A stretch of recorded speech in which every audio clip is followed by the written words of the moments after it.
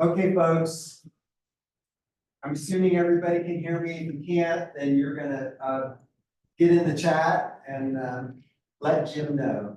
We're gonna get started here now. We've got primarily a virtual audience today, so we're gonna be talking to the camera. And for those here in the room, just raise your hand on the chat. Are you wanting to use Q&A or chat? Q&A, please. Use the Q&A for your questions. Of course, you can use the chat to talk to each other, but put your questions in the Q&A. We're gonna want you to ask questions today, okay? Yes, So basically, ask the questions because this is your opportunity to get at least some insight into the Air Force budget process. And really, it's essentially how it's done really across DoD. But this will give you that insight so that you can have an understanding of when you hear those terms like POM and PPVE, things that Kristen today is going to address with us, okay? So again, a lot of you probably know who I am, but I'll just go through the introductions and then I'm going to give you a little bit of an overview of Air Force Material Command. And so first, I'm Jeff Milano, I'm the Director of Small Business Programs for Air Force Material Command. And what I'm going to do is go through a little overview of what the command is and about the small business program the command executes. And I always started out with, right, it's Air Force Material Command, and some of you may have heard this before, but what's the important part? It's that E, right? It's material. And so what's material? That's military material. What's military material for the Air Force? Well, that's aircraft, platform systems, propulsion systems, weapons, armament, subsystems. That's material for the Air Force. So essentially, Air Force Material Command is that command in the Air Force that acquires the Air Force's military material and the material needed to execute the mission. And we take that from its basic inception of an idea all the way through the development, prototype, test, acquisition, entry into the inventory, sustainment, and the installation support of those systems across the entire globe, across all installations, that what we call installation and mission support. I'm going to go over that here, but that's the command. So with that very high level and broad definition of the command, it gives you an idea of the scope and breadth of what we do, and obviously our size is representative of that. So the next chart. So our mission and our vision. Our mission is powering the world's greatest Air Force. We develop, deliver, support, sustain war-winning capabilities. And that just falls right in line with that description that I just gave you, right? And then our vision is one AFMC, collaborative, innovative, trusted, empowered, indispensable to our nation, disruptive to our adversaries. Now, again, you may be asking yourself, well, why do they need to be collaborative? Well, our size, right? We need to all be working together. Our commander calls them, we have 6 centers. I'm going to cover that. Purpose-built centers. In order for us to be effective, successful, we have to collaborate, right? And also, again, innovation, right? Very important, right? And we're all talking about it right now as we address what's going on in the world. And also for us to maintain relevancy, we have to be innovative, right? And so trusted, empowered, ensuring our people are empowered to do what needs to be done to execute the mission. So next chart. So who we are, okay, so that gives you an idea of our size with 86,100 employees. Predominantly civilian, 80% civilian. And essentially because of what we do, right? We're doing, as I described, that initial R&D, all the way to development, prototype test, acquisition, etc. It's a predominantly civilian workforce. 41% of all the Air Force civilians work in Air Force material. Next chart. This is our leadership. Our commander, our four-star general, is General D. Richardson. Our deputy commander is Lieutenant General Linda Hurry. That the Lieutenant General equates to a three-star general.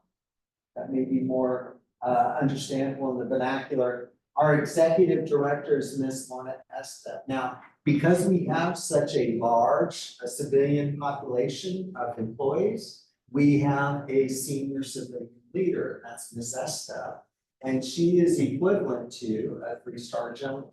Right? So that is our really, she's a very high level civilian within the Air Force, but she is our lead civilian, and then our command chief.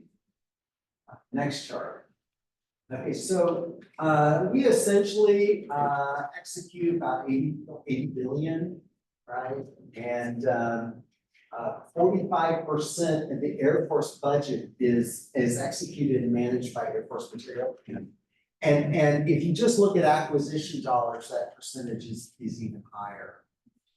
Next chart. So our commander, right, and we have a strategic plan. You know, what we're looking at on how, and it's interesting because we're going to talk about today about the budgeting process. And that's also looking into the future. You heard a term called FIDA, right? And Kristen's going to talk about it. We're looking to the future.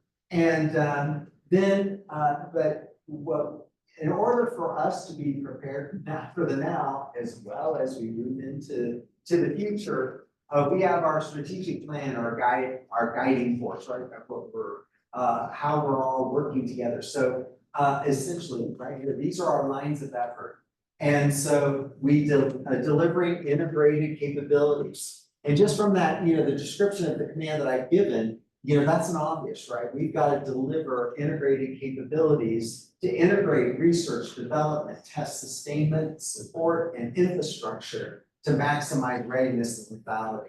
And so that really is what we do, right, across the command.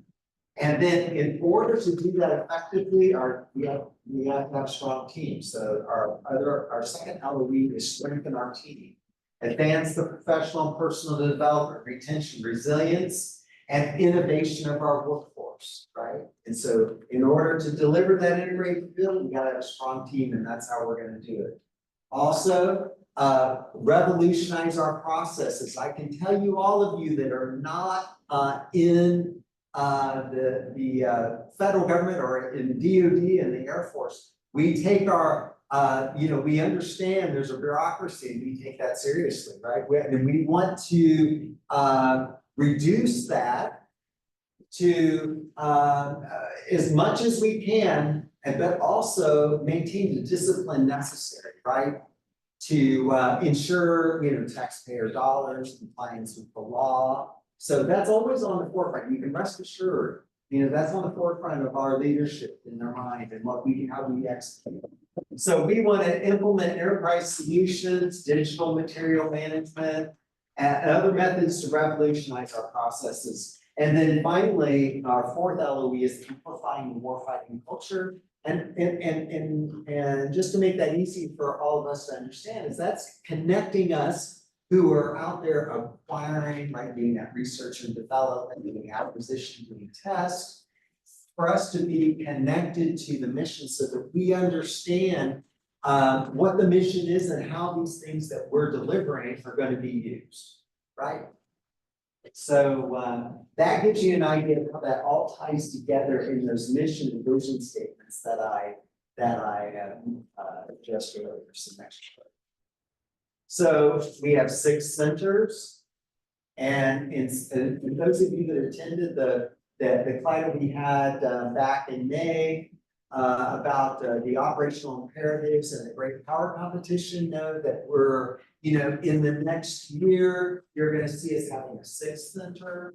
But right now, we have 6 centers: Air Force Research Laboratory, Air Force Lifecycle Management Center, Test Center, Air Force Sustainment Center, Nuclear Weapons Center, Installation Mission Support Center.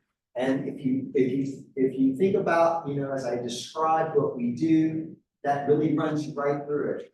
Research laboratory, right, does everything from basic research through development to really essentially prototype stage. And they manage AFWorks, who executes and manages the Air Force Small Business Innovative Research Program. SBIR resides in that AFRO. And then once it's ready to be acquired, right, the technology capability, that's done with Air Force Lifecycle Management Center. And so an easy way that's you think about all of those systems you hear about in the news, right? The B-21, the new bomber, the KC-46, the drones, the Predator Reaper, all of our advanced aircraft, right? F-22, F-16, F-15. We're buying new F-15s, called the F-15EX. Those are acquired within Air Force Lifecycle Management Center in portfolios. We call them Program Executive Officer portfolios. And it's easy to understand. There's a PEO, let's say, for a group of platforms like bombers. So we have a PEO for bombers, and they're like the CEO that manages that portfolio of platforms, okay? And then we have the test center, because all of you know that before it enters the inventory, we test it very rigorously. And so the test center, they're headquartered at Edwards Air Force Base out in the desert in Southern California. And we have a range there in Southern California, a range over the water, Gulf of Mexico at Eglin Air Force Base. And then we have the world premier wind tunnel facility testing center at Arnold Air Force Station, the Air Force Base in Tennessee. Okay?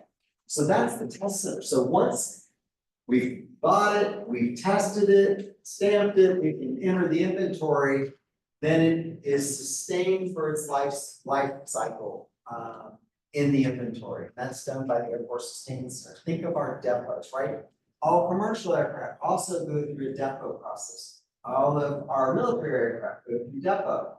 And so they're headquartered at Tinker Air Force Base in Oklahoma City, the Sustainment Center, and we have a depot at Tinker. We have a depot at Hill Air Force Base in Utah, and a depot at Robbins Air Force Base about 2 hours south of Atlanta. Okay. And so all the aircraft, so I always say this, when we talk about the B-52 has flown for 50 years, we're gonna fly 50 more, it's because of our depots, right? They keep these aircraft flying and operational for their lifetime. And then we have the Air Force Nuclear Weapons Center, they do what they say they do, right? They manage our nuclear enterprise. And so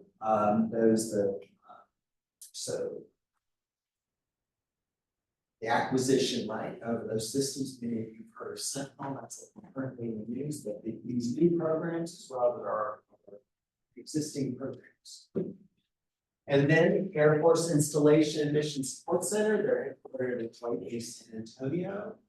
And that is where, for the uninitiated, a little harder to understand this one, but I'll make it simple, is they are managing our installations worldwide, Air Force installations worldwide as a weapon system at an enterprise level.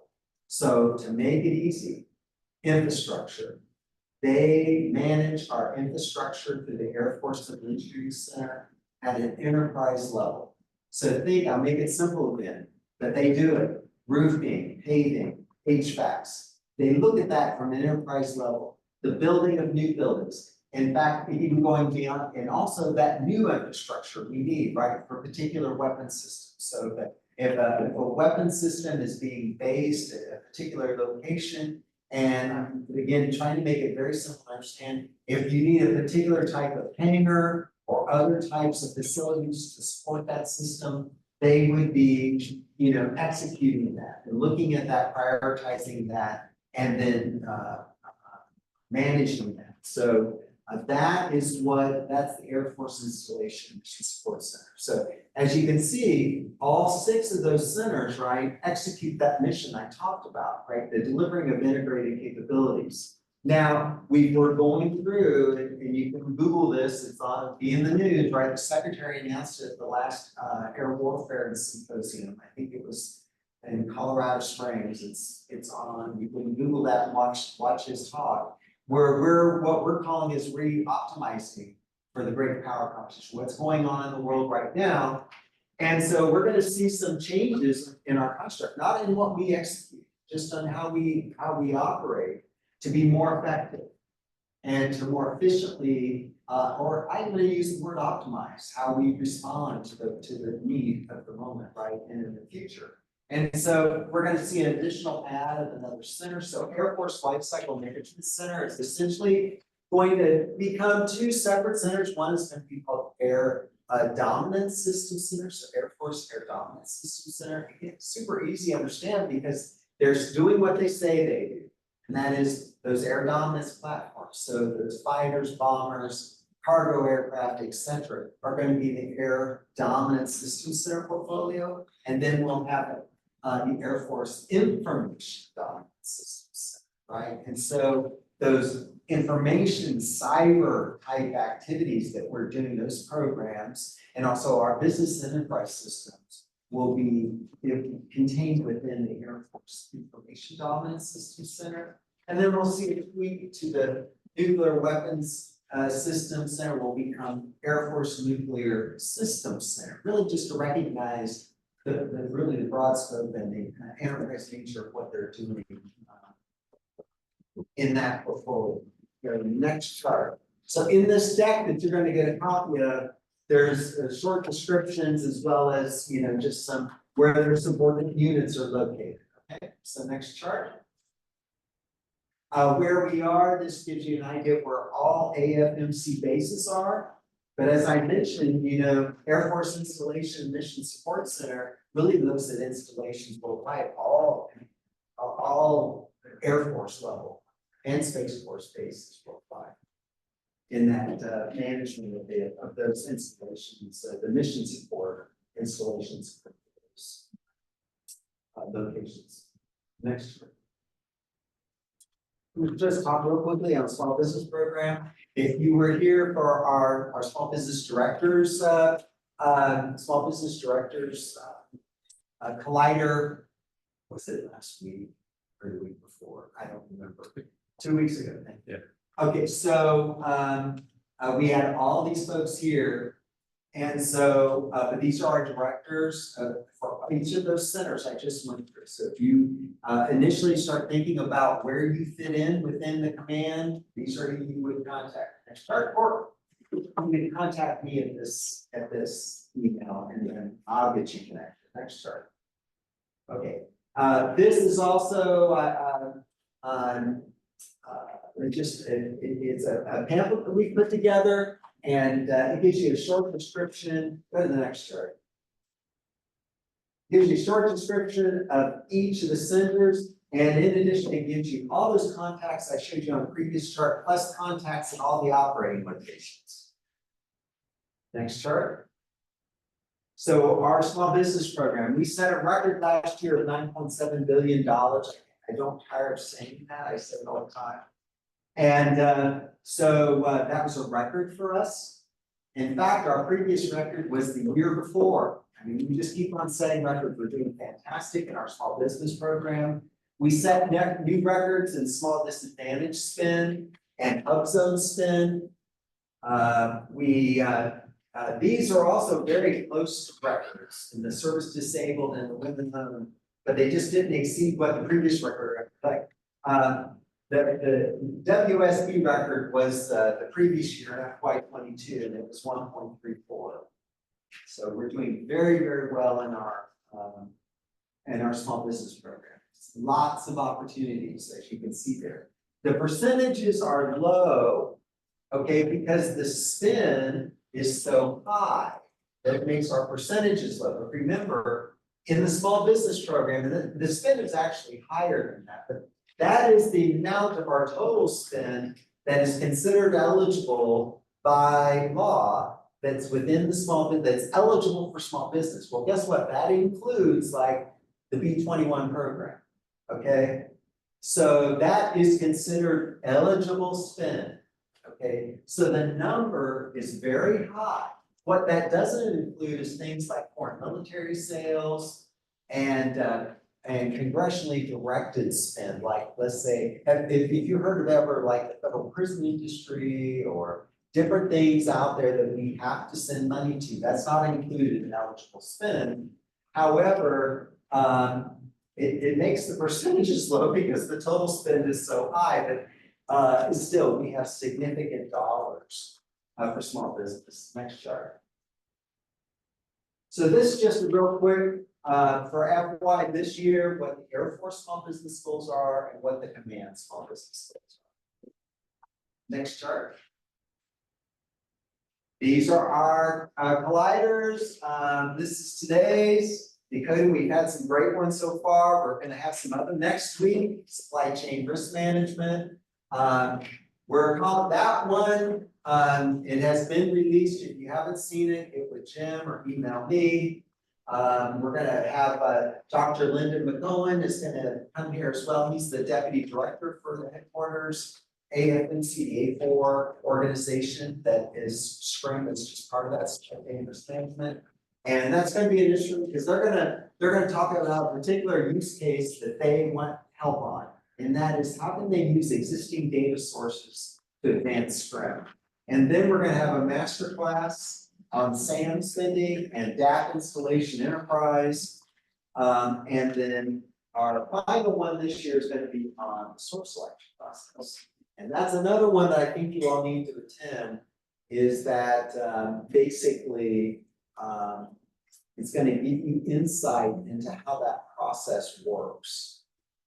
Because again, many of us are on the outside looking in, sometimes feel that those don't understand how those decisions are ultimately made. And I just want all of you to know that source selection process is a very objective process that has rigorous oversight. Okay. So if you need to get connected on any of those, email Jim, go to the AFRL Small Business Hub, email me. We'll get you connected on all of that. Next chart. Okay, where to find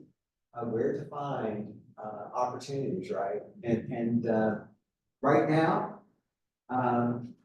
you can email my office and ask for the expiring contract list. That's a great way to find an opportunity. Because basically, we're going to tell you what contracts are expiring in the next year or two. And then that's going to give you, we're going to tell you exactly where the location is.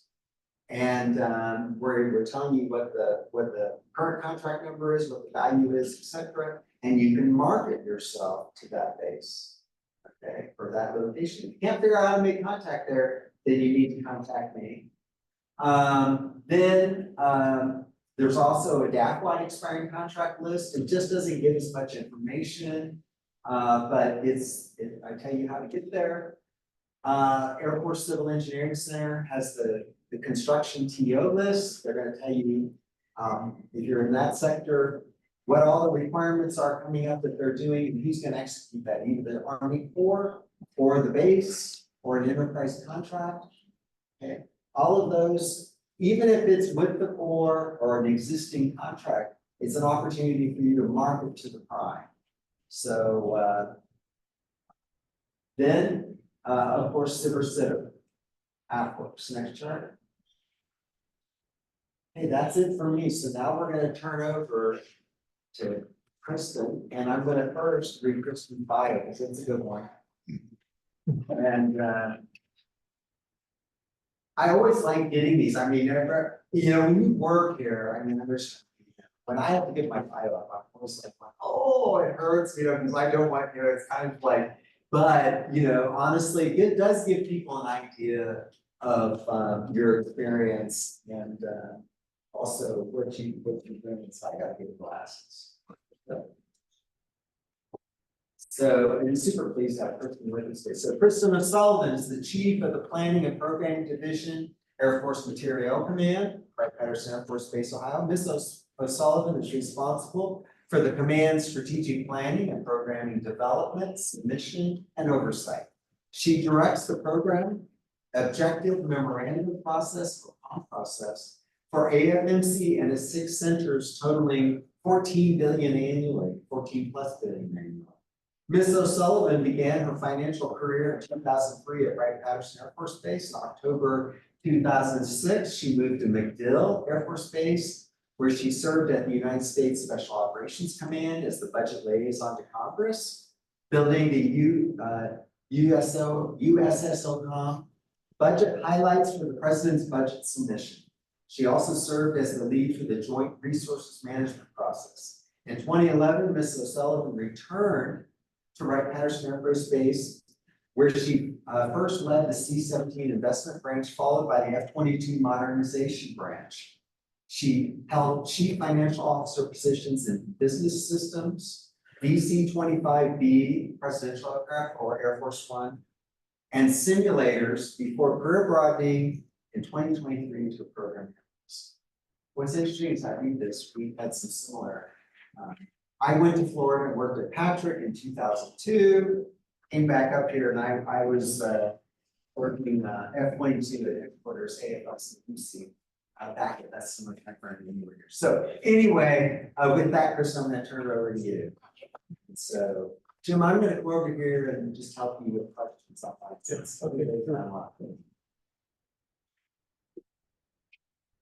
To make you feel better, Kristen, there is 83 people virtually. Oh, that's. Yeah. Hello, everybody. Happy Friday. I am obviously, I think, probably what's standing between you all and the weekend, and in my case, between me and vacation, because I'm leaving from here to drive to Myrtle Beach. So Nice. this is super exciting for me. I'm very excited to talk to you all about the POM. That's my current job, my current position. But I'm also going to kind of give you a background of the PPBE. Yes, I will spell that out and give you a full explanation of what that acronym soup is, as well as kind of further dive into the POM process.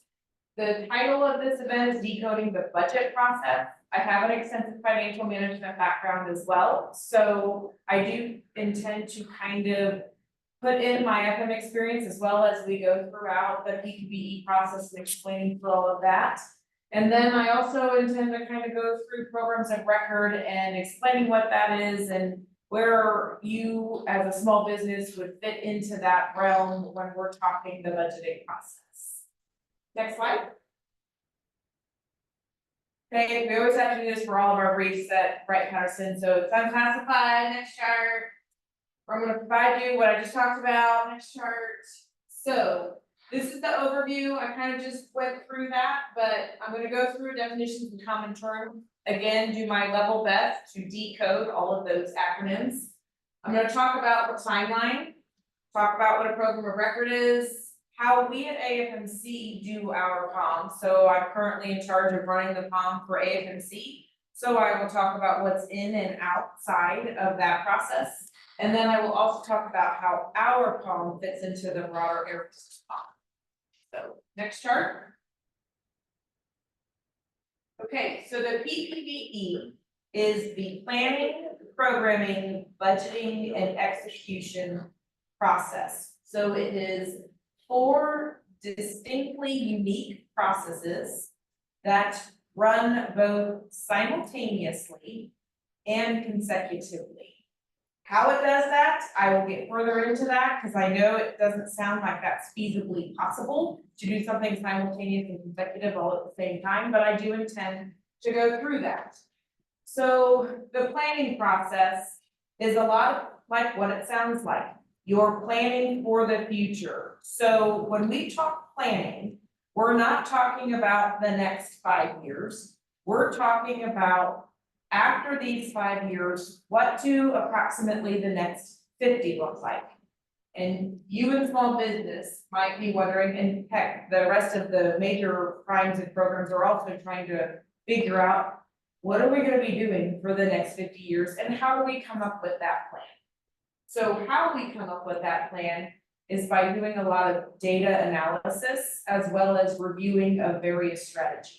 So think intelligence reports, think capability gap analysis, think threat analysis. All of those things are evaluated, and from those things, we develop national defense strategies, national military strategies. And those might seem complex, and usually they are, but good news, you can Google national military strategy, national defense strategy. You Google those, trust me, there are unclassified, publicly available versions. And what that allows you to do is see what our strategies are and where our focus areas are. So for instance, way back when I was at SOCOM and I was a budget liaison, I would have to read the national military strategy and defense strategy to find SOCOM specific entities and SOCOM specific areas that I need to understand and learn to know where our headquarters was going. Now, in my job and role here, I read the national military strategy and the national defense strategy to understand where we as an Air Force are headed and how AFMC fits into that. In addition, in my current role, I also play in that planning process. So for instance, we just yesterday had the pre-planning event. It's called the 27 planning. Again, that's looking at 30 and out. So we had the kickoff yesterday, and what we started talking about was where those focus areas are. Where is our air superiority headed? Where is our cyber headed? Where is our core structure and force design headed? And from an AFMC perspective, one of the things that Jeffrey explained was that the budget for AFMC is about $80 billion. Mass majority of that budget is foundational or infrastructure money. So when we talk AFMC execution dollars, we're talking civilian pay for all of our acquisition workers. We're talking security for all of the bases.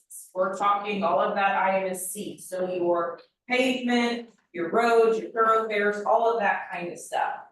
The test center, we manage all of the test center funding, so their assets, we talked earlier about how each aircraft goes through a depot, each aircraft goes through maintenance and maintenance cycles. We manage all of that and we fund and budget for all of that. New Weapons Center, again, we fund support for that. And then the R&D side of the house, which a lot of our small businesses fit in, involves the S&T, so the research lab stuff and the very early acquisition things.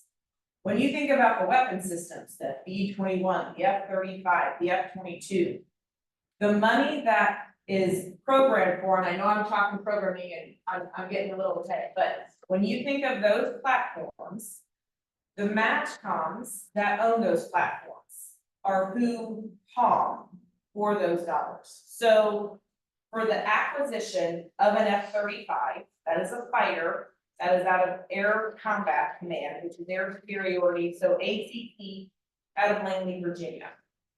If you're talking a bomber, that's Global Strike Command, that's out of Louisiana, Barksdale. If you're talking Nuke Weapons Center and the acquisition of the actual nuke weapons, that's in New Mexico, Albuquerque, not Albuquerque, I just got that. So, what is Albuquerque? Anyways, so New Mexico. If you're talking Air Mobility Command, so your C-17s, your C-5s, your heavy aircraft, your mobility aircraft, that's out of Scott Air Force Base in Illinois. So they do the planning and the programming for the acquisition. But what happens once they're bought? All of the sustainment we are responsible for. So when you see the $80.2 billion, a lot of that is either early acquisition, maintaining all of the bases around the world, or maintaining and testing those aircraft. So I wanted to make sure I delineated between what we as AFMC do. Now we execute all of ACC's money. So the people who buy the F-16, the F-15, the F-35 reside at Wright Pat. The people that buy the B-21, B-2, B-1, they reside at Wright Pat. We in AFMC budget for and POM for the people, but we do not budget for and POM for the actual weapon system itself, okay? So, planning is 50 years, it's looking to the future, it's what direction we are going. That process culminates with the defense programming guidance. And so that's what then kicks off the POM, the program objective memorandum. So I know POM sounds like it would be something way more than program objective memorandum, I think checkbook. And it can be, to a certain degree, as basic as balancing a checkbook. So the POM is where we look at what was outlined, what are the gaps that were identified in the National Military Strategy and by our senior leaders in the Air Force? And what requirements do we need to fill those gaps? We tie dollars to those requirements that fill the gaps. So anytime you're buying a weapon system, there's a cost estimate associated with that, and we do life cycle cost estimate, so it's kind of a cradle to grave kind of thing. When we're talking POM for those, again, it's taking and dollarizing those requirements. I will get further into this process when I get to what we in AFMC specifically do. But essentially, you take all of the requirements that every major command has for the Air Force, and then you balance it. And I was talking to Jeff earlier today. Think of, I use a personal analogy sometimes, so like my teenage daughter, for instance, right now, like her budget for her closet and like a car, which she doesn't have, but and a clothes allowance, and what she would want at a house is like 5 times, if not 10 times my budget, okay? In the Air Force, the number of requirements that we get in compared to our budget is well over 10 times that number, okay? So what the POM does is not only provide cost estimates for all of our requirements, it also then figures out what our priorities are, and we go and balance the checkbook. And I kid you not, it can be as simple or as complex as a rack and stack of everything. You put it into an Excel spreadsheet, it's not really Excel, but envision it like an Excel spreadsheet. And then at the end, you do like, and here's my budget. And then you do like a delta, and it's billions of dollars off, like tens of billions of dollars off from the budget. And so then you have to go and do a prioritization process. So like I said, I will get more into that detail when I talk AFMC specifically, as well as how we then fold into Air Force as well. But the POM and what we talk about today is going to be how those requirements translate to dollars, which translate to executing those dollars. So the POM, once Air Force approves it, then goes to OSD. We always have multiple reviews, multiple balance checks of your funding. So OSD, SecDef, all of the service budget reps, they review our budget and kind of make sure that our requirements, Air Force requirements, fit within the Secretary of Defense's requirements. And they make sure that we're meeting the President and the National Military Strategy, okay? That culminates with the President's budget. The President's budget is our communication to Congress. So once we know what our budget is, we already kind of have draft language of what we're buying with those dollars. We then submit it to Congress and they have a chance to mark it up or mark it down. We call it a markup, but what Congress then does is look at your budgets assigned to each of those programs and they go, yeah, I don't think you can spend that much, so I'm gonna cut you. Or, hey, I think you are short a little bit and you might need some more money, so I'm gonna add. Or they'll go, okay, that looks like a good number and move on. They've also been known to continue programs that maybe the Air Force would like to invest. They're also known for adding new programs or new capabilities that they've heard about from their various constituents, okay? So that's the budget markup. And it ends when we have an appropriation, which if you listen to news on any given basis around the 30th of September. They've gotten really good about countdown clocks and when we're gonna go into CR or a budget lapse. Normally we get to a CR, so it culminates with us getting an appropriation, which is Congress approving and allowing us to spend our dollars. And then execution is exactly that, it is spending the dollars that Congress appropriated you. So once we get the money, we then are putting it on a contract and spending against those contracts. Okay, so next chart. So I told you about this being a consecutive / simultaneous process. So what this chart shows is a time frame of October to September. Now, there are some things that Jeff had mentioned with the AFA, that conference that happened in February. We are kind of trying to shift the overall cycle left to maybe a July to June or August to July timeframe, but you'll get the idea kind of from this. So if you look at time now, and I know it's off because I had moved the bar over, so time now is July, right? So in July, I am executing the FY 24 dollars. So right now, we are in the Air Force's fiscal year 24. Our fiscal year runs October 1st to 30th September. So the appropriation was passed in January, February, I don't have the exact date, but we are executing the $24. So everything that was appropriated in 24. Right now, Congress is marking up the 25 budget. So they are looking at and appropriating the dollars, marking us up, cutting programs, adding to programs. That's what Congress is doing. OSD, as of yesterday, because we just briefed our POM to OSD yesterday, is taking a look at our draft for 26. So we submitted our 26 to OSD yesterday. We briefed through what we plan to fund in 26. So for 25, Congress is looking at the 25 PB and OSD is looking at our 26 beds. We just finished, and I know I could have updated and put, you know, the POM, we just literally submitted that earlier. So again, time July, the POM is a 5-year look, so 26 through 30. And so that was what was just submitted this month. And same thing, we just kicked off the 27 plan. So planning feeds POM, feeds PD, feeds budget, feeds execution, okay? So they feed off of each other, but we do the processes simultaneously. So that's what I mean by we execute the processes consecutively and we execute different phases simultaneously, is what I meant to say, okay?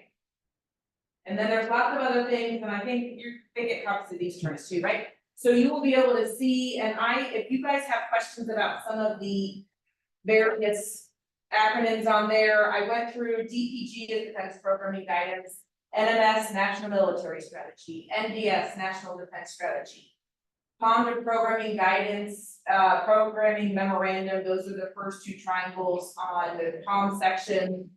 I will go through that GBC with the Air Force in front of it, that's the corporate structure. I plan to get into detail on that when I talk our POM. But anyways, if there's other acronyms on there that you have any questions about, please don't hesitate to reach out. So, but that's the timeline, and that's how we're kind of always working all of the processes or working a portion of that process or phase all at the same time. Next chart. Okay, so program of record, funny enough, I think there was something in DAU when I was trying to put this definition in that says that, you know, we don't really use the term in acquisition as program of record anymore. We absolutely do. Okay, so we work in a program office. Program of record is regularly used throughout LCMC, soon to be out that second. So what is a program of record? Simply stated, it is a line item in the budget that Congress appropriates dollars to. So a program of record has what we call a program element code, it's PEC. And Congress appropriates dollars to each of those codes. And so program of record is a line item in the president's budget that Congress looks at and marks against. We do not have programs of record for every single capability. What I mean by that is program of record are typically your weapon system, so F-22, F-35, F-16, B-21. When you get into the science and technology and the research and development and that early acquisition, the programs of record for those are buckets of capabilities. So we in AFRL have buckets of capabilities in a single line item. So if you're a small business and you're doing technology development for a piece of a weapon system, you yourself wouldn't necessarily be a program of record as a line item on the budget, but you would be folded in as something in the broader weapon system or broader capability piece. Okay, next chart. So what is AFMC POM and how is it developed? So we talked briefly about the POM and what the POM includes and how it's basically a balancing of your checkbook. So when you do a POM, the first thing you have to have is a baseline. So when we kick off the 27 POM, we start with the 26 baseline. What does that mean? So if I've allocated $10 a year to buy a widget, then that is my baseline. $10 for the 27, it would be $10 for 27, 28, 29, all the way up through 30, okay? But say the widget, due to inflation, due to a change in design, due to some unknown reason, or unknown for that matter, now costs $2 more a widget. I need to then POM or ask Air Force for $2 more a year. Okay, so that's where a POM is taking the baseline from the year before and adjusting from there. So if you're, and we also do disconnects and initiatives, new things enter into the POM, but typically they're kind of a follow-on to something else, okay? So first you have to have a baseline. You have to have program guidance. Again, when I said the planning phase ends with the defense programming guidance. So we have to have guidance from the SECAF, from the SECDEF of where we're headed as an Air Force to then kind of make sure that our priorities fit within that. And then you have to have fiscal guidance. So there's fiscal laws, which are deemed by Congress. There's also fiscal guidance in terms of how many dollars we can spend or how many we can request. So basically think of it as the Air Force has a bogey for the budget. So they get the bogey and they have to balance within that bogey, okay? And during the POM build, we add and subtract from that baseline to then submit our POM. So this last year, when we did the POM, this is where I'll get into quite a bit of detail. What I do is, you had seen Jeff show that we have the 6 centers, soon to be 7. I reach out to all of our centers and I ask for their top 5 requirements. So when I say requirements, I mean, where are your disconnects or what are your initiatives? So if you need more money, for instance. So I ask for the center's top 5. So in LCMC, their top 5 this year was workforce, whether it was, and it was broken down into categories. Operational imperative workforce, mission essential workforce, all of their top 5 had something to do with gaining more people, because as Jeff was also explaining, we're buying a lot more capability, technology, and weapons. So people. AFRL's budget was more in the science and technology arena and in that research and development innovation space. Nuke Weapons Center had, there's some certifications they needed additional funding for that went into their POM. Trying to think of some of the others. Air Force Sustainment Center, they were asking for consumable type items. So the Sustainment Center does all things sustainment for our entire portfolio. So the Sustainment Center was asking for consumables, not only for what they need day to day, for sustainment of aircraft and depot of aircraft, but then also for a global campaign, if you will, okay? So we collect all of the top fives, and then Air Force also, and I don't wanna get too complicated or complex, but there's also 2-letter organizations. You have financial management organizations, engineering organizations, contracting organizations. They might also have something they need money for, and so we collect one from each of them. Once we collect all of the inputs, we then rack and stack them. We do a 1 to N list. What is the most critical of those 5 that we got from everybody for AFMC? And how critical is it not only to AFMC, but to the broader Air Force mission? So we do a 1 to N list. And then that 1 to N list goes through a corporate structure. So if you remember on a couple of charts ago, I talked about that Air Force group, Air Force board, Air Force council. So we take all of those 1 to N lists and we run them through an internal process to make sure that it's in line. So Test Center, for instance, they have a vote. Air Force Material or Air Force Sustainment Center has a vote. They all come in and they look at this 1 to N list and go, yeah, that looks about right to me. Or sometimes they're like, no, you put that requirement as number 10, and I think it should be number 6 or number 5.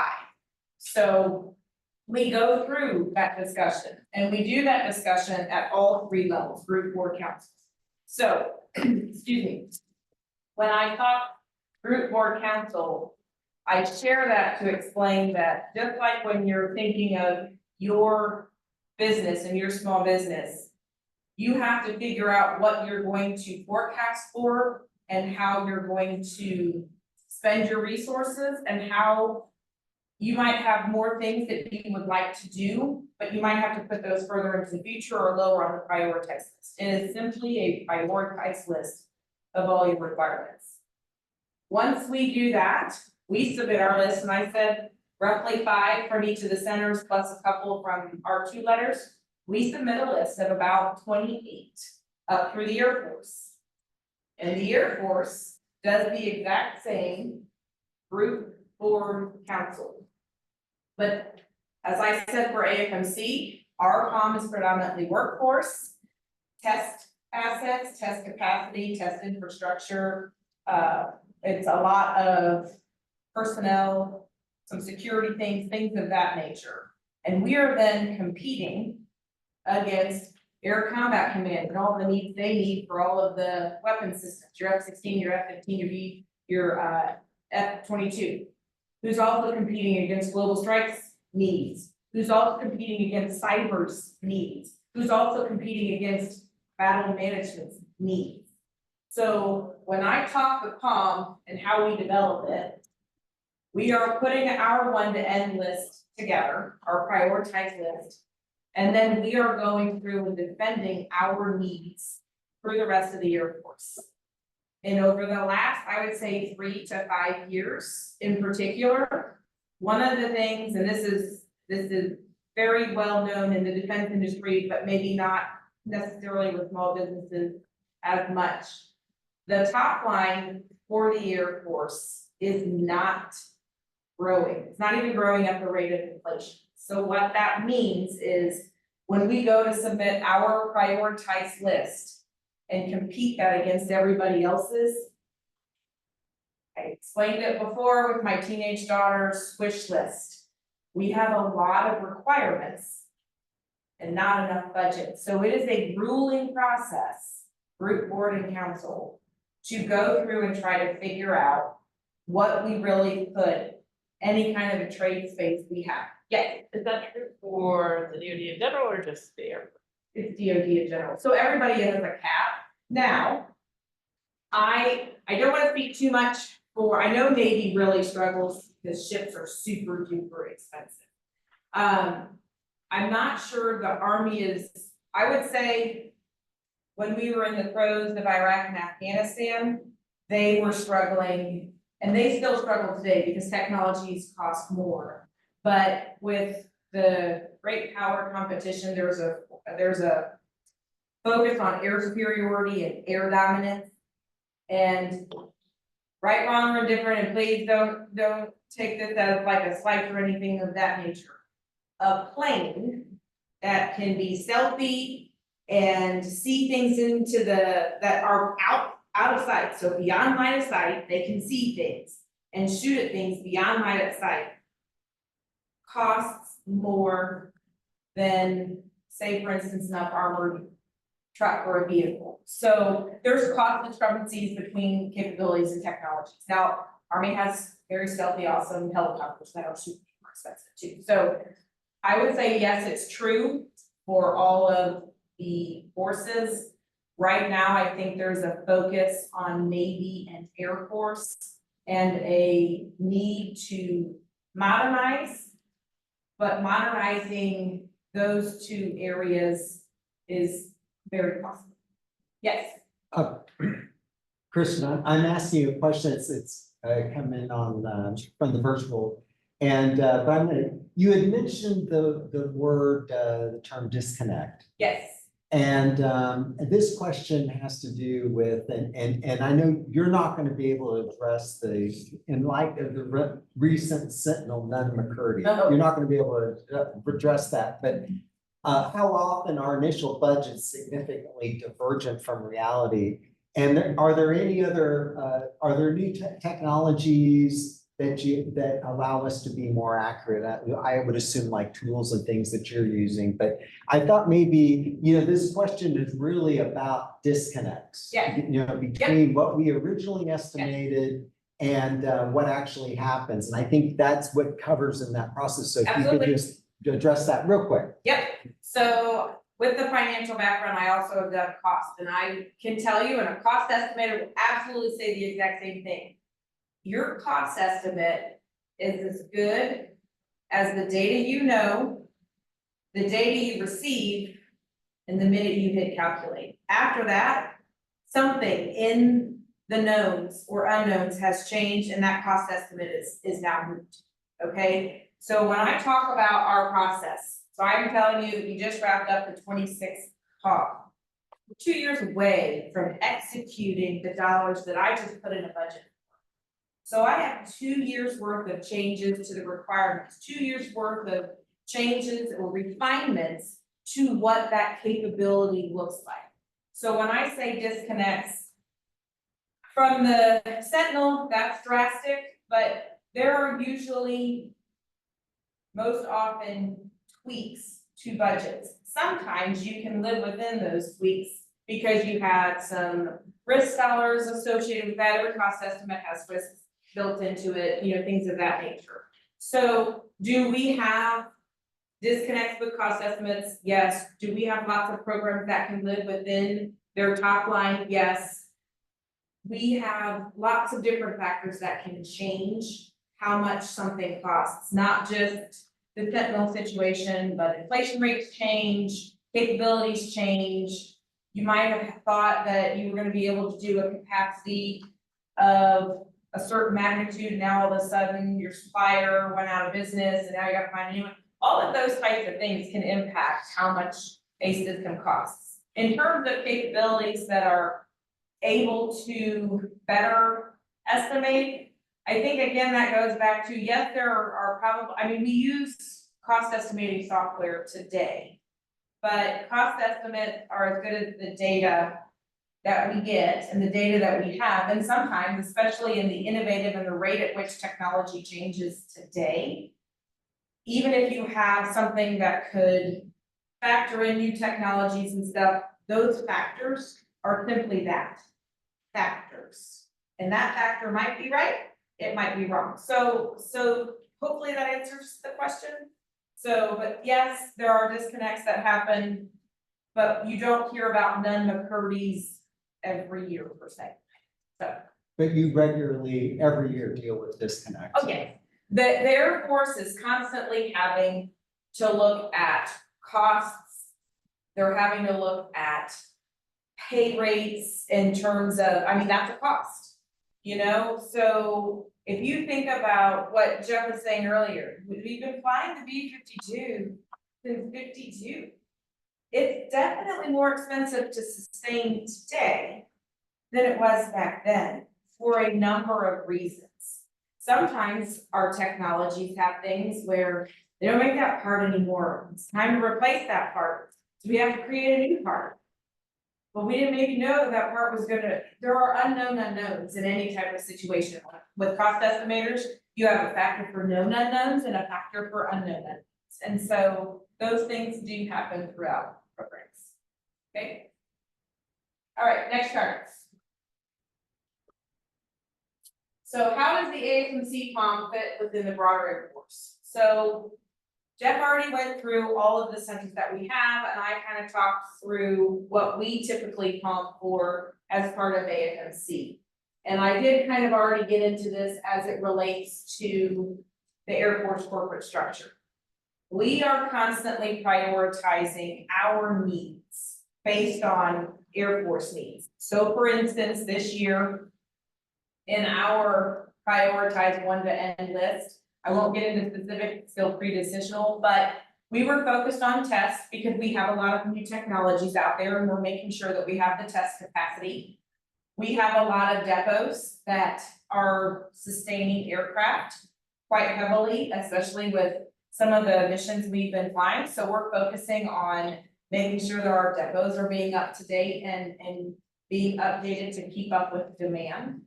And we're also looking at our personnel.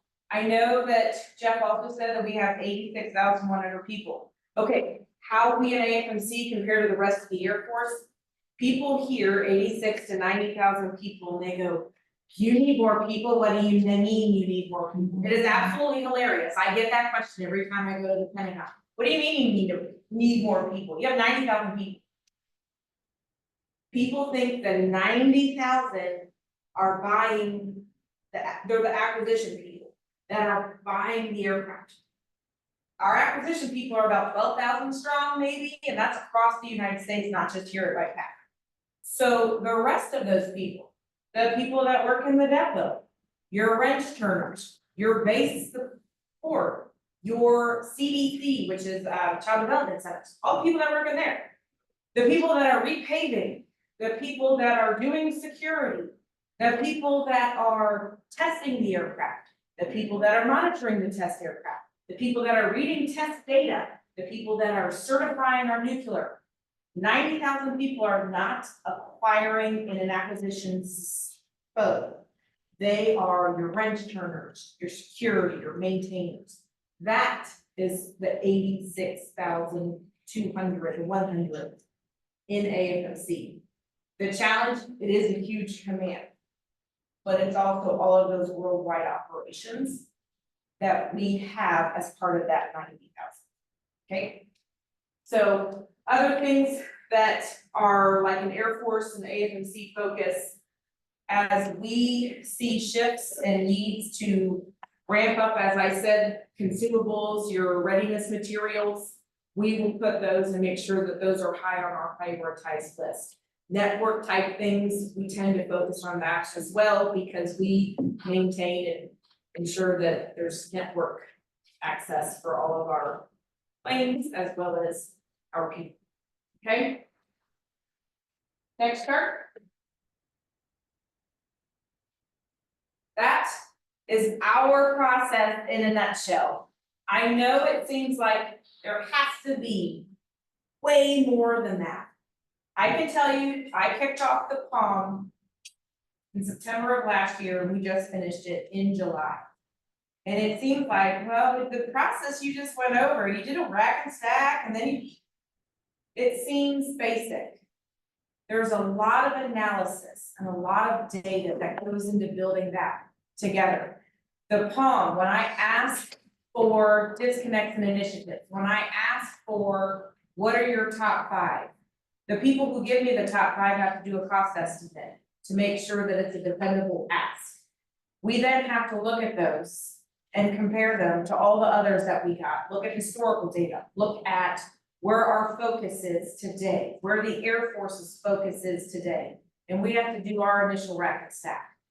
And then it's not for me to say what the 1 to N list is. I mean, I could and be like, hi, Air Force, here's this. That's not advantageous because it hasn't been through a check and balance process. And so the corporate process that I explained at the AFMC level is a great deal of discussion.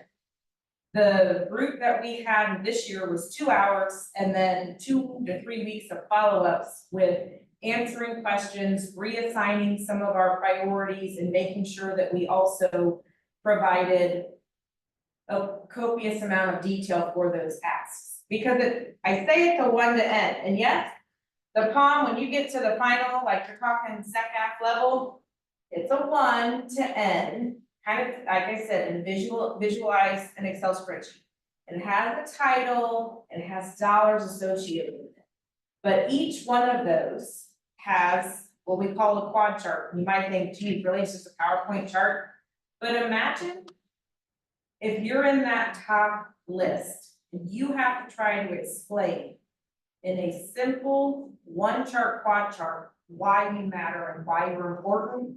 It takes a great deal of making sure the message is on point. It is saying what it needs to say in a robust yet concise enough manner, because trust me, when I was at the group at the Air Force level, we looked at every single quad chart. And there were ACC, and I know I pick on Blaze all the time, he's my counterpart. ACC submitted 418 requirements. We didn't get to 418, I think there were about 60 maybe or something. But we, no kidding, went through every single quad chart. We asked detailed questions of what those things were. We asked if some of those things were scalable, because sometimes when you're asking for something, you might be asking for the whole enchilada when really you just might need the tortilla wrapped in some cheese because you already have everything else. So there is a great deal of discussion, both at the AFMC level and then at the Air Force level, that goes on. There's a lot of data analysis. And if you think that, like, when you get to the end of the process, we call it the end game. And there's always a challenge with, you think you have it right, and then all of a sudden, when you rerun the numbers, because there are things that cost different amounts in different years. There are some things that are going through recaps every couple of years, so you can have 2 steady years and then a jump, and then 2 steady years. When you go to plug all of that in, inevitably you're like, well, crud, I have to go find more money. What else do I need to cut? And so just like we have an extensive discussion of our requirements, we have just as extensive discussions when we're talking about, and where's that money gonna come from? Yes. Okay, we have another question online that Yep. is pertinent to the audience, I think, and I'm gonna address it and then you can add some commentary on it, Perfect. okay? Okay, so the question is, how does a small business with SBIR Phase 2 funded technology get their solution into the POM process? And I think, you know, when we talk about SBIR technologies or SBIR phased efforts and how it relates to the POM process, and I think as Kristen is outlining today, the POM process itself, and I know many of you have heard that you need to get into the POM, but the POM process itself is looking at the enterprise and is looking at the aggregate and at the program level.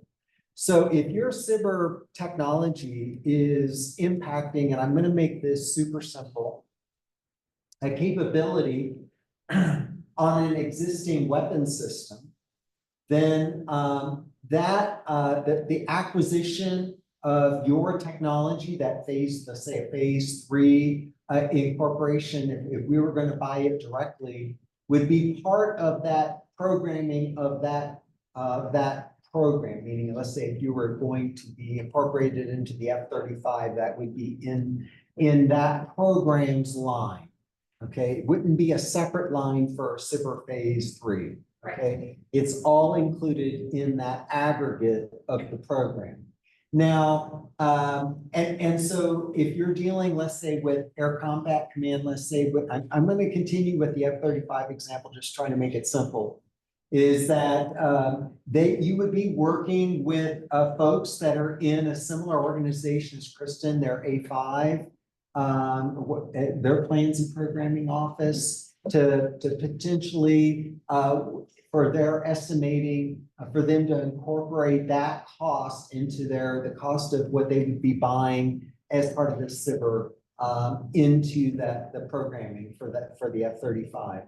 Now, again, remember, we may ultimately not buy a SIBR technology from you directly. It may, if you're being incorporated into an established weapon system, we may buy that from the prime. Yeah. And but if not incorporated into a weapon system, right? Then that's probably something that you would probably want to engage with us in small business to determine, if with and where your best entry point is. And so Kristen, and all of that, I just, throw that over to you to say anything else onto that, because that's a pertinent question to the group, right? Yes, absolutely. So when I was in simulators, we would get some phase 2s and phase 3s rather frequently. Some of the technologies, again, I was in simulators, but like the requirements owner would have been Air Education and Training Command, and they just changed their name. We're in the process of changing, and it's Air Education. I'm not gonna get it right. Anyways, you would work with that A5 shop. So I'm A8, so I take and apply a resource, a cost estimate, $1 to the requirements. A5 is who does the requirements analysis and certifies requirements. So one of the examples that I was talking about with my team yesterday, say you are developing as a SIPR phase 2, phase 3 area, a new rocket type scenario device for our ejection seats. And it has less impact on the airmen and it's better for the pilots. And you think it's really cool technology and it would be perfect on our pads, right? And in fact, that's an area where we do have a need for that type of technology. Avenues to take that technology and get out of the phase 2 and more into the how this is sustainable project or budget program is you either would work with Air Force Sustainment Center, the center that does sustainment. You would be wanting to show that technology to our sustainment center because they're the ones messing with that ejection sheet and making sure that it's up to date and current, and they're also doing the maintenance of it. So if you have a new rocket technology that you think would be better for our ejection seats, the Air Force Sustainment Center is one option for you to get that capability to outside of that SIMR phase 2. Another alternative, as Jeff was explaining earlier, is the ejection seat for the fighters, working with ACC and or Lockheed Martin, because a lot of our fighters are with Lockheed Martin. If you're looking at Oculus devices, again, I have a lot, I came from SIMS, and so a lot of the small business things that we would also see that were SIPRs were your Oculus. Oculus are fantastic. That virtual reality training is great for lots of different capabilities. We have the ability to use those for our fighters. They learn how to do the sweep motion using Oculus. We have maintainers that learn how to use certain parts of the aircraft or get to certain parts of the aircraft using an Oculus. There's a big conference in November called ITSIC that a lot of people go to that are small business and they talk innovation. There's a huge entity that are doing Oculus to be the visual system replacement for the sim. Biggest thing there is one of the most crucial things about a sim is that visual system has to be on point. It has to be like what the airplane is. It has to look and feel when you're looking through it like you're in the cockpit of a plane.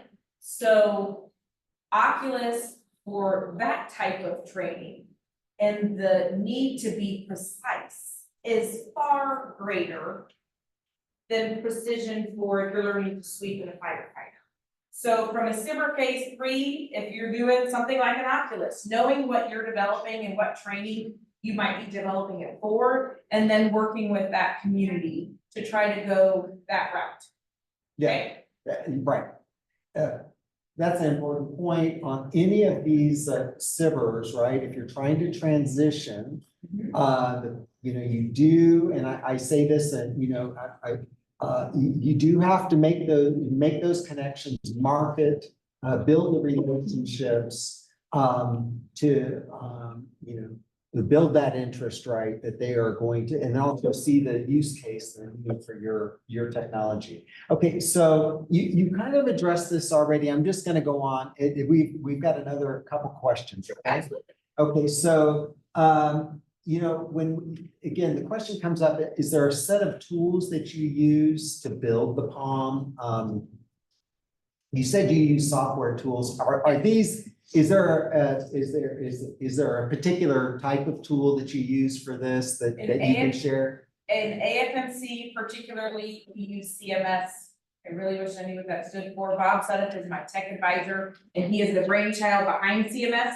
That is what we use to build the POM. So that is where you put in all of the data, you put in your justification, and it populates and provides all of what we need to defend the POM and what we need to build the POM.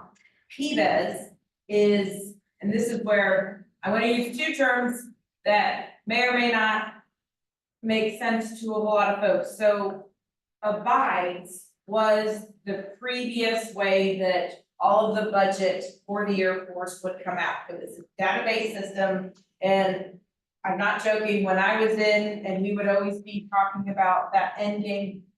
I was in a program office, I wasn't in a POM shop, and I'm like, what do they do? Plug everything in and then hit go, and there's a whole bunch of reds, and they have to sit there and hurry up and scramble? Pretty much, okay? But they used abides before, and now it's PBES. So some of the MatchComs use Excel and PowerPoint because they've been able to find ways for Excel. A lot of our requirements are carryovers from the year before. Again, we start with a baseline. So if you have an Excel spreadsheet and it has all the formulas you need and you have your baseline, and all you're doing is messing with the baseline, do you need something more?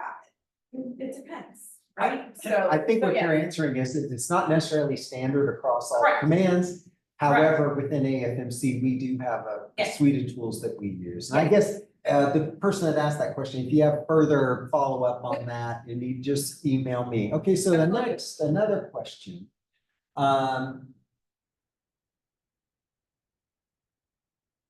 Okay, so what could we have done? Okay, so this question here, and I'm going to answer it and then let you tag on it.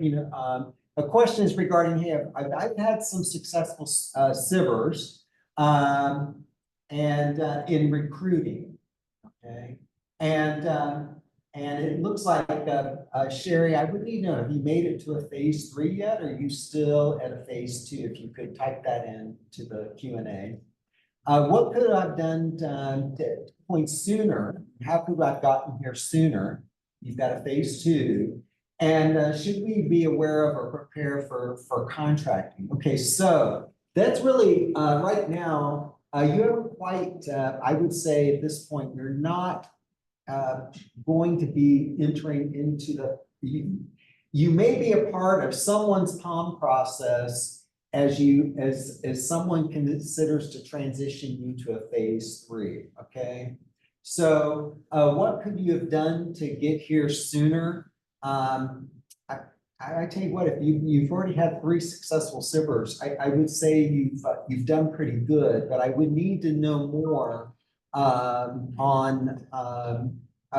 you probably need to reach out to me and get a meeting for us to discuss that more in detail. But how to get ready for what you need to prepare for contracting, that again, I would say contact me again, and we'll go through that. Because when it comes to, okay, SIVers, we recognize, right, that you are potentially what we call non-traditional. And so basically, we're going to help you in the small business community. And there's also resources at AppWorks, but we're going to help you. But on the contracting side of it, that's where I think having an understanding of what is you know, you need to have a basic understanding of where to go look, right? And that's in the federal acquisition as supplemented. And I can, of course, help guide you in that. So I think your question, as I go through your discussion here, I'm not sure that we're going to be able to address all of it in an open forum like this. And it's not necessarily POM related right now. So contact me. My email is in the chart deck. Remember, it's afmc.sb.workflow@us.af.mil. So just contact that, anybody on the line today. Okay, so I'm going to, I think we've got I'm gonna go through here. Just see if I've answered all the questions. Please, someone speak up if I missed a question. I am good. Jeff, you can, when you send out the charts and so forth, you can also pass my contact information on. I am always available for questions. And with the 21 years, I might not have like the right answer, but I can forward it. Somebody like, hey, I need you to answer this. So, thanks. Okay. I'll send it up. Perfect, thank you. Okay, so with that, I don't think we have any more questions. And basically, I'm sorry. Oh, you're fine. So I was listening to part of your presentation during the drive. And I think you had mentioned that a program of record is a line in the budget, Yes, Is in it the I- president's budget, in the yeah. president's budget. Okay. And so, oh, go ahead. No, please. So, and by lines, and that's something, I should have provided my tutorial, because one of the things I did in one of my other jobs was policy research, and I'm such a policy research dork, I love it. When I say a line item, if you go out to the OMB website, you can find, and you can actually go to commerce.gov and you can find the appropriations. You will see what those, you don't get the program element code, but you see the line items. Okay. So the programs of record are dollars appropriated by Congress. And so those are usually rolled up at higher ACAP levels. So F-22, F-35, there might be some subsystems of F-35, but they're large subsystems.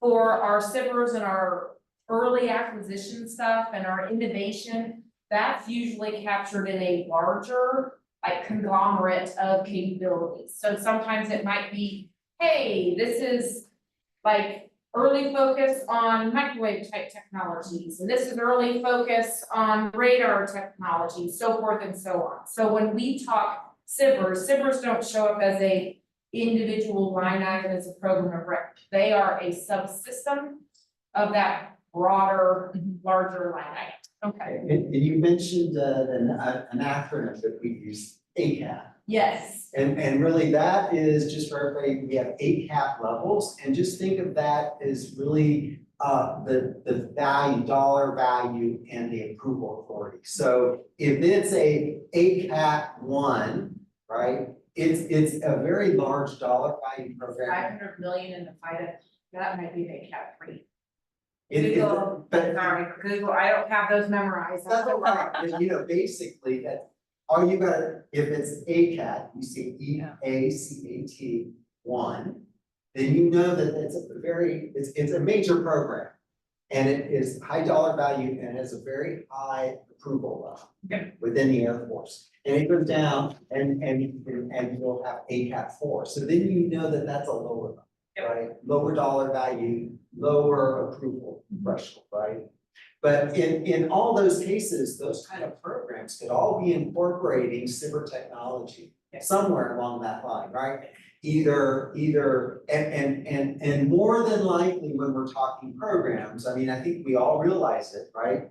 It's probably more than likely gonna be that prime that's gonna be, you know, that's gonna ingest that and deliver it to us, but we may be advancing in technology wise, right?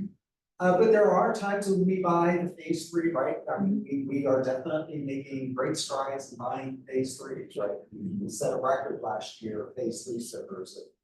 I think, 230 phase three servers last year. So we're making great strides there. But did that kind of answer your question? It did, and then I just have sort of a naming nomenclature. So is there a difference between a system of record and a program of record? I was talking to a vendor and they're like, oh, we're a system of record, and I was like, what does that mean? I have not heard that term. And I'm trying to think out loud, because I do that frequently, and Snyder over there, system of record, maybe like I'm wondering if that's more like our business type systems, like, kind of like the system that we use to institute things, like, or run the POM CMS. I'm wondering if that's a system of record.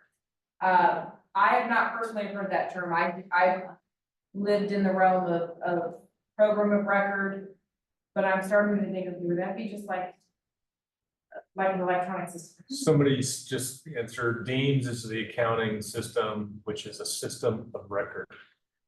Deems is our financial system. Okay. It is also an acquisition program of record. And it is an ACAP one program. Yes. I was on that program. Yeah. So Deems, so I was, yeah. So a system of record, Deems is a system of record, that is a financial system of record. So we use that for our financial and accounting tracking. We have ATAPs, that's our electronic system of record for timekeeping. So that would be an equitable comparison. So I would say things that we, like your cost estimating software is probably a system of record. We're doing a new logistics system. That will probably be called a system of record. And then PBES, we were talking about earlier, that's where Air Force does its rack and stack and plugs everything in and it balances out. That is the programming system of record. So they're both. They're not all programs of record are systems of record, but all systems of record are programs of record. Like Con IT, Yeah, is a record of contract. yes. Okay, you can have a system of record that's also a program of record when it's being acquired. Yep. Okay. Yep. And so Deems is a good example of that. Okay. And so we have lots of terms that. Okay, thanks, 2 questions. Sure. One is, so I have a background in kind of forecasting, budgeting, and strategic planning stuff from commercial, like Emerson's real big at that.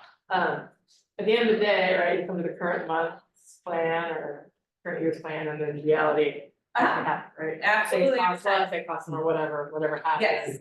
I guess you can really elaborate on actual, and then the other thing was like, how does this, any of this tie to like, right here, color of money? Oh heavens, that'll be a, so I'm off the line, but I will do my little best, but if you have more, please hit me up after this. Okay, so when it comes to hey, I'm actually now executing the dollars, now I can't spend as much as I have been given, or whoa, I need more, I don't have enough. That happens in the execution phase. So in the execution phase, we have several checks and balances to manage within our top line.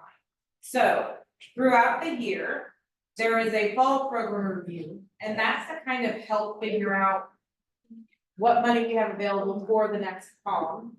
Then there's a spring, it's not really spring, they still call it spring program review that kicks off in January. There's not spring and okay, but anyway, they have what's called a winter spring program review. And that's where we look at all of our programs. Most of that trade space is in the RDT&E accounts. Your procurement accounts, when you're buying a F-35, you have to pay for the whole F-35 up front. And it's a fixed negotiated cost. The development of it, it's not, but RDT&E is where a lot of that trade space lies. There are people who are having overruns, there are people who are having underruns, and we in the Air Force do our level best to balance in between. There are limitations to that, so this is going to get into colors of money. So in the Air Force, if you are in development, so I'm developing the V-21 right now. I'm not acquiring them yet, we're still developing the thing, yes, it's kind of being tested, parts of it are being tested, but we're in development.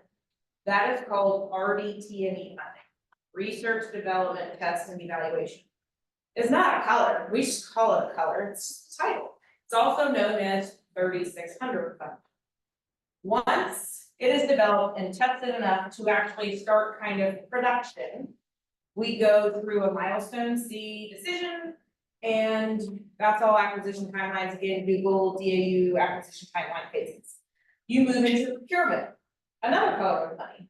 Procurement is also known as 3010. It's also known as the full funding approach. RDT&E, you're developing, there's going to be a lot of ebb and flow. Maybe you hit a choke point because you're developing something and something wasn't working right, and so you kind of stalled for a bit.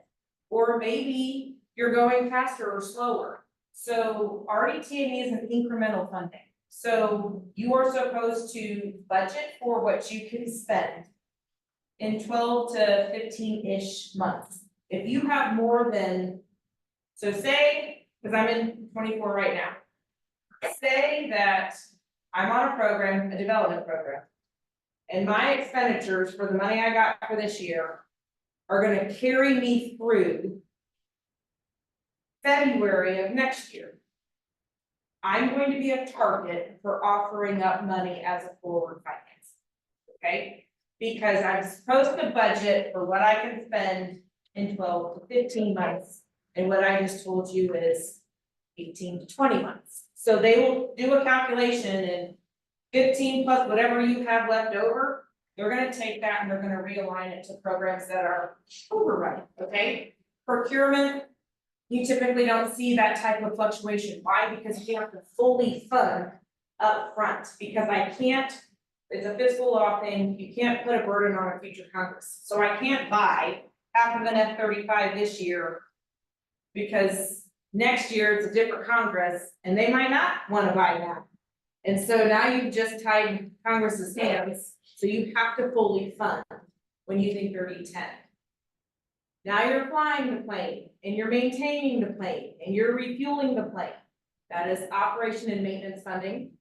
That is also known as 3400 funding, another color. When we're talking about cats and dog procurement, like ladders for all of our heavy aircraft, or computers, or wheels, things like that, sometimes that gets into other procurement or miscellaneous procurement, that's 3080. And then the last one that you might hear more frequently is MILCON 3300, that's all your buildings, okay?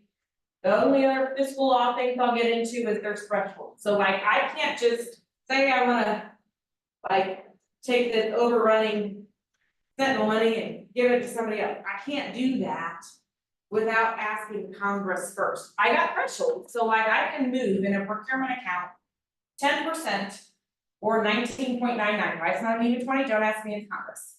I can do 10% or 20 million, whichever is less.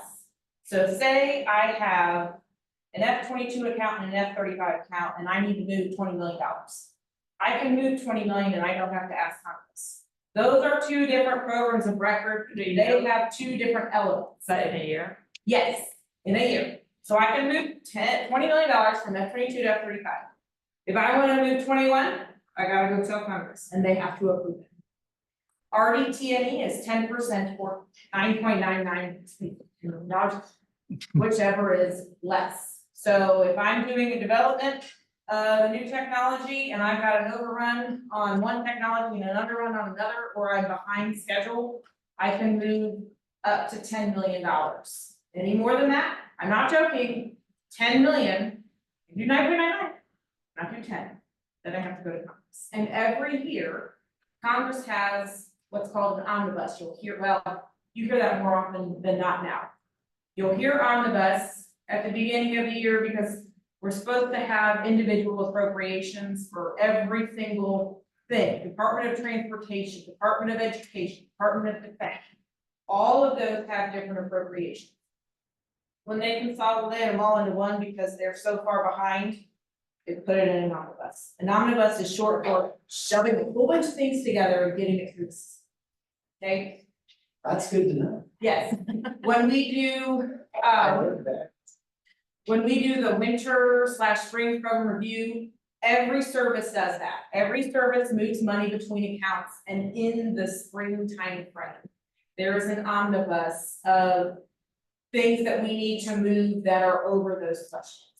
Yeah, Okay, if anybody, you know, online, if there's an interest out there for, Collider maybe next year, and when I say next year, I'm meaning government fiscal year, so we start in October, but, is, on financial management when it comes to our different colors of money. That was an interesting question. And we could set something up on that, because that is a whole, you know, I've been doing this for a long time, you know, in each of those colors of money have certain, well, you know, as. they expire, They dollars expire, expire, and- okay, dollars cancel, okay? And it's very difficult, even Primes, the large companies are like, what do you mean I can't? So, real quick, like I said, RDT&E, you're supposed to budget for 13 to 15 months.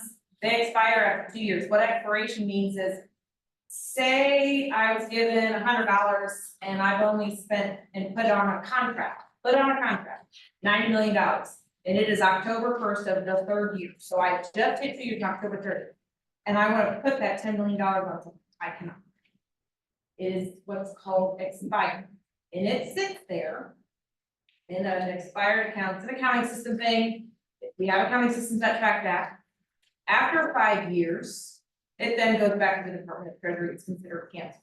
Now, if there are adjustments that are within legal allowances, there are all kinds of things, and that is way too lengthy to get in here today. But those $10 million in an expiration, they can move to cover certain things, but it's very limited. But yeah, there's time limits on money and everything else, it's very complicated. You had one follow-up here? And more follow-up, others? I did, and I totally. I'm sorry. It I've was got- me, I I've got- messed you up, I'm sorry. Oh, we have a question online. Do you have any tips on how to help our potential phase 3 customers find other haystacks of money to use if they are not well funded?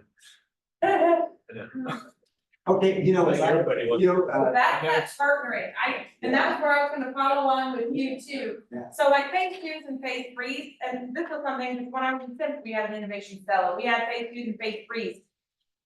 And it's very difficult sometimes because sometimes the people that are phase 2 and phase 3s are talking to are the users on the flight line. There was a colonel at the test something when I was in Sims who would say, you know, I get really frustrated because I have these crucial technologies and some captain in the engine room sits there and bursts the bubble and unplugs it. That, what I just described, is going from requirements to POM endgame, right? The engine room in the Air Force, I will be carte blanche, is known as the bubble room because they burst people's bubbles all the time. It is a thing, they call themselves that and everything else. In those situations, not necessarily haystacks, but it's partly needing to get you connected with the right community. Does that guarantee anything? No, but if you're talking to the wrong community, that's pretty much a guaranteed no. But if you have a capability that you're working in a certain program office, but all you're doing is working with the program office and you have no connection with the command that would want that capability, you're just doing it in the program office, then we're missing a connection. Okay, so that's part of where I would say for phase 2s and phase 3s, part of it is finding those right connections. As Jeff said earlier, the A5s of various commands. So if you're doing a training type scenario, we gotta get you with AETC. If you're doing something that should be on a fighter, we gotta get you with ACC. Something with a bomber, we gotta get you with Global Strike, and not the Global Strike people on the flight line. They're gonna love it. And the Chief of Staff of the Air Force, I've had people read Chief of Staff of the Air Force and go, hey, I can do this, and he's like, yes, that's awesome. But if it doesn't go to the file and get validated as a requirement, and if it doesn't go through the aid and get dollars assigned to it, it kind of just sits there. okay? So we gotta get you through to the right people, and it's not a guarantee. I can't say enough how limited budgets are anymore, but at least you'll know who to be talking to and in the various capacities. Okay. Other comments to that one? No, I'm gonna help, I'm gonna, hook him up with a couple of phase threes that I know. And they can help him. Okay, Just like- Yeah, that's okay. You don't have me. okay, well, this has been interesting and informative, and I've learned. Just now, I just learned on omnibus, I don't know why I didn't know that. I just had a question. Oh, There we what's go. that? It's a big one. Uh-oh. Do you want me to come look at it? No, that's okay. I have a question on contracting, getting the proper contract, please. We have scope augmentation request, and the POC started asking us about what other contract vehicles we have when we already have Ciber phase 3. When I tried to get more information from a friend, has some background in the Air Force contracting, I was told that unless they have money, they can't create a contract. That's However, true. our customer said that they wanted to get a contract ready so that we could take advantage of the end of year money. So it's ready to grab. Can you give me some insight on the chicken dash egg? Yep. Conundrum, Okay. please. So there are contracts that kind of quasi go without funding, so that's your situation of an IDIQ. So that's basically a big contract that various contract line item numbers, it's a CLIN, it's a line item on a contract. So if you have a Ciber phase 3 contract with a program office, what I'm kind of thinking is maybe they're trying to set up a CLIN where it's like an unpriced CLIN and it's. But I'm getting out of my, I didn't find it. Say, contact me. Yeah, cause I kind of know a roundabout of what they're asking, because there are a lot of things that, towards the end of the year, there are, like an O&M especially, there are some areas where you can put money on miscellaneous CLINs. But a lot of that stuff is very, like, a lot of those are buying computers, buying laptops, which are computers, sorry. Office supplies, things like that, that we haven't been able to buy all year. So we buy big pens. Just contact me. My contact is in there. Cause I kind of know where they're going, but I don't have. Go ahead. I'm sorry. Okay, any other question? Thank you, Kristen. Absolutely. Yeah. And like I said, appreciate everybody online and in the room here. And we'll see you next week. Remember, next Thursday, supply chain risk management. We're calling on small business. SCRM. SCRM, so. We had a lengthy discussion about that one in the fun. Yeah, and so. I think we talked about that one for an hour, going up one or down. Yes. I'm not joking, up one or down two. Right. Oh, that's really good. Thank you, Kristen, because when we talk about scrim, that's always part of the POM process. Every year Yeah. I've been involved, it's in there. Yeah. And it's a big one. We So. talked about it at the group, the board, and the council. Yeah. And that's how scrutinized we do the POM. We talked about it moving up one or down one on the list at every single level. Yeah, so scrim is a super hot topic right now. So with that, we'll draw it to a close. Appreciate everybody. I'm waving at the camera. Yes, I should have waited, sorry. I could tell everybody. Right there, yeah. Yeah, I was looking at the projector screen the whole time. So all of you have a profile of me, super Right. sorry, I'm staring at this. I too, I just always. Yep, I was looking at that and then I finally looked over, I was like, oh, that's what it is. I've not looked at anybody. Owl this entire time. Thank you. We'll be here, so.